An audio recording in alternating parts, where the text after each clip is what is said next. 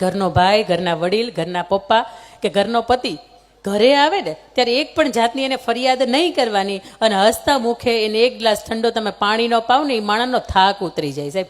કારણ કે એ માણા બહારની દુનિયાથી થાકે છે ને એટલે ઘરે આવે છે, પણ એ ઘરેથી થાકે જ ક્યાં છે? અને ક્યાંય જાય પોહાય નહીં. નકર કે એટલે બેન કંઈક પાનના ગલ્લે જ બેઠા હોય કે ઘરે આવવાની ખબર જ ન પડે. પણ ઘરે ભળવું જોઈએ ને, ઘરે વ્યવહાર તમારે એવા હોવા જોઈએ ને કે એ માણસને આવવાનું મન થાય. એ માણસને 6 નો ટકોરો થાય ને તો કે હવે ઘરે જવું છો, કારણ કે ગરમા ગરમ જે રસોઈ હશે. આ તો ઘરે આવે ને તો કે બાજરાના રોટલા ને મેથીની ભાજી કરી ખાઈ લો. પૂછતો ખરા કોક દી એને મન થાય કે ચૂરમાન લાડવા ખાવાના.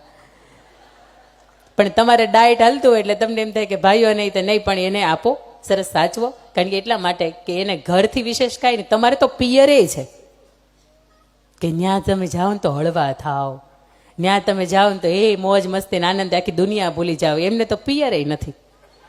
એટલે જે છે એ ઘર જ છે. એટલે ઘરે આપણે હંમેશા આપણા તરફથી એવો વર્તન રાખીએ, એવી વાણી રાખીએ, એવી વર્તણૂક રાખીએ કે એ વ્યક્તિને આપણી મજાક ઉડાવવાનું મન ન થાય. બાકી સાંભળો ને, અમુકનો સાંભળો ને તો એમ કે બેન કંઈ મારે પત્ની છે, તમે ખાલી વાતો કરો, પણ એમાં કાંઈમાં એકેમાં બંધ ન બેહે. નહીં કોઈનું સાંભળવાનું, નહીં કોઈનું માનવાનું, અને બપોરે 2 થી 5 રીલ્સ જ જોવાની. હા પાડો. હા, ક્યાં સસ્તું સીધું સારું સરસ મજાનું મળે